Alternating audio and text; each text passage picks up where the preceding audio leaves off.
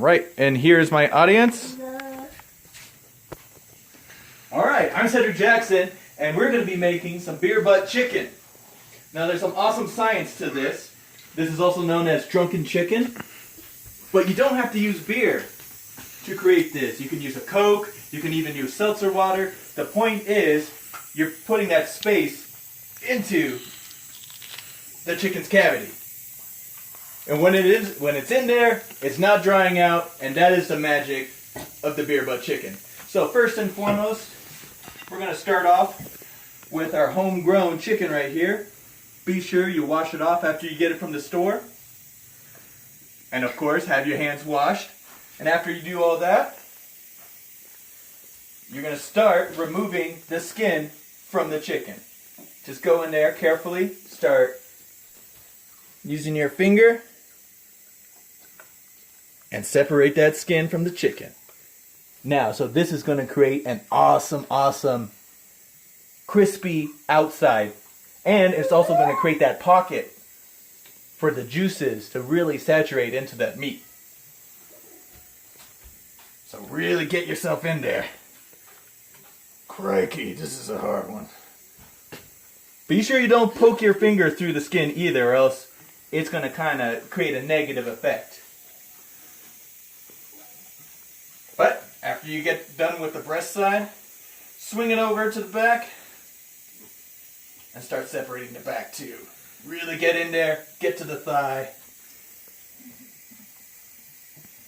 You know, you really want to have that touchy-feely with the chicken before you throw it in the oven. Excellent. So now I can start feeling that space in there.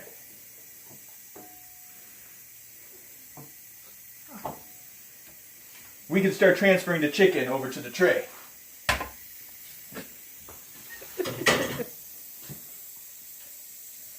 Now, next we use a little bit of seasoning. If you guys want, you can use Cajun or any other spice you like. I'm going to use a little Cajun and sage in it. Also start basting it around with a little bit of oil. I like using pecan oil, but you can use whatever you like, whatever fancies you. Alright, be real generous with this one too, alright? You need this guy greasy. And flip him. Really get into all those crevices in there. Ah, yes.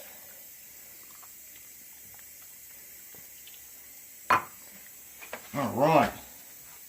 And start sprinkling that rub in there. Get into all the spaces. Remember that separation we created? Put a little bit of spice in there. Put a little bit in the cavity there. Put a little bit in the back. You treat your chicken good, it'll treat you good right back. Get in there everywhere. And flip. Alright. I'm pretty satisfied with how this guy looks. So next, before we get too crazy, let's wash our hands again. Remember, chicken, raw chicken is not good for you. So anytime you're doing transferring, going from a clean utensil to a dirty utensil, make sure you're washing your hands thoroughly.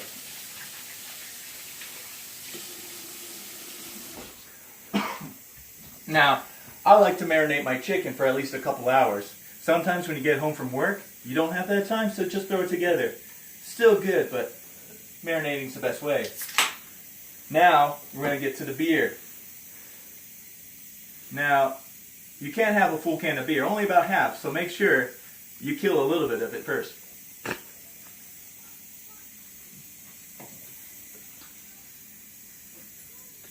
Make sure you pop a few more holes into the top.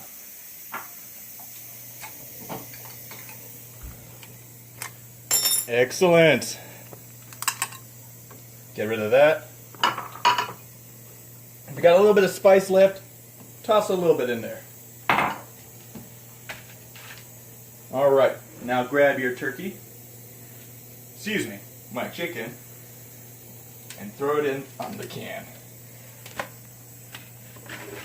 If you do it right, it's going to sit perfectly like that. If you can see, the can is straight into the cavity of the chicken. Now, while it bakes, that cavity is going to be filled with that beer can. It's going to prevent all of that from drying out. Next, we're going to get a couple of our limes here. I like using limes because that citrus kind of breaks through the chicken a little bit. But if you got onion, garlic, whatever you want, that's a good stuffer for it too. I like to squeeze a little bit in, stuff it maybe on the skin there, a little bit back here too. Yeah.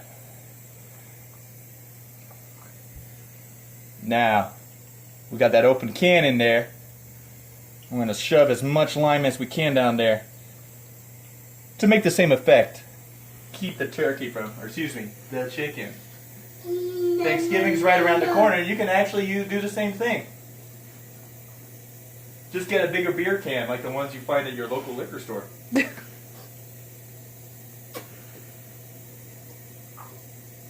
Alright. I'm pretty satisfied with how stuffed this chicken is.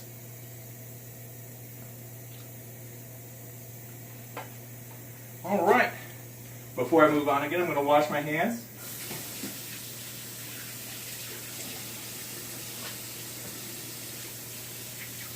Now there's multiple ways we can cook this chicken. My favorite way is to grill it. Now when you grill it, you got to make sure that it's on indirect heat. That means you're going to have one set of charcoal or the gas grill turned on and the other side not. And you would put that chicken on the side that is not. Now, today what we're going to do is just do it in the oven because that's pretty quick and easy as well. We're going to set our oven for 350 degrees and we're going to set our chicken in for an hour and a half. Here we go.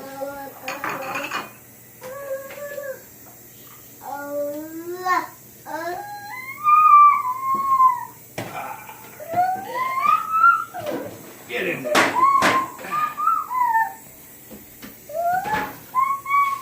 An hour and a half later. Alright.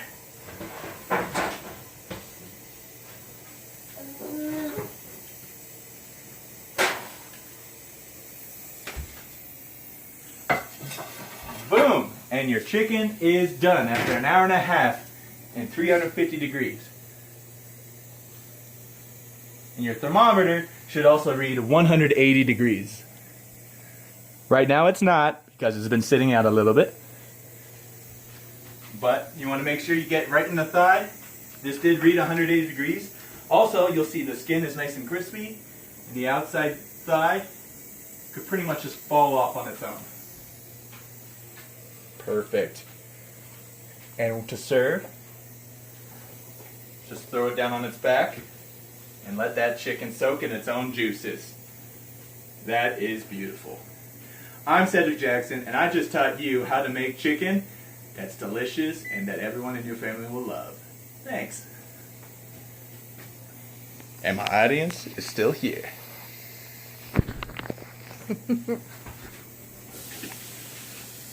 Yay! Yay.